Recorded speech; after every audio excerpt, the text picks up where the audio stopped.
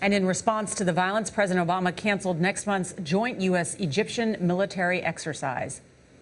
The United States strongly condemns the steps that have been taken by Egypt's interim government and security forces. We deplore violence against civilians. We support universal rights essential to human dignity, including the right to peaceful protest. We oppose the pursuit of martial law, which denies those rights to citizens under the principle that security trumps individual freedom, or that might makes right. Our Clarissa Ward is with us. She just returned from Egypt, where she spent nearly 2 months covering the political crisis. Clarissa, good morning. Good morning. It was extraordinary to see the president yesterday make those comments. Today is a day of rage in Egypt. What's your big concern?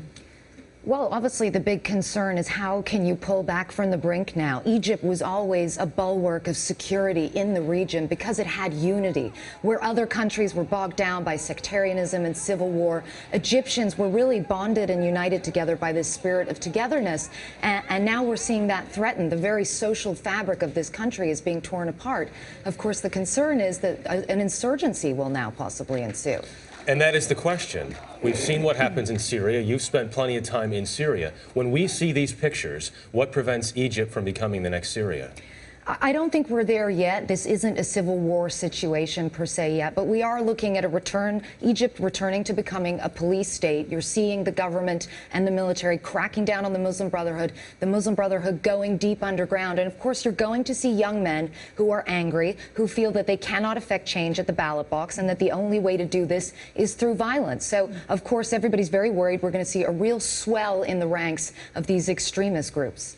What's the view of the U.S.? I mean, here, this has been our closest ally in the region. We spend anywhere up to $1.5 billion a day. Really, the president canceling these military exercises does not amount to much. We've canceled the orders of F-16s. Does the U.S. look impotent? I think the U.S. looks confused in terms of what's our policy here. We won't call this a coup, even though it clearly was a coup. We condemn the violence, but we don't take back the aid. I was shocked when I was in Egypt to see how high the level of anti-American is at the moment. The government is really whipping up that sense of fervor in the Egyptian people, saying America supports the Muslim Brotherhood. And I would say to people, where are you getting this from? Why do you see America supporting the Muslim Brotherhood? If anything, we're sort of tacitly supporting what you've been doing by not coming out more harshly against it. Right, and I should point out I said $1.5 billion a day. Of course, I meant $1.5 billion a year. Clarissa, you've been in Egypt. You're not there yet now, but because you're here in the U.S. to receive an award.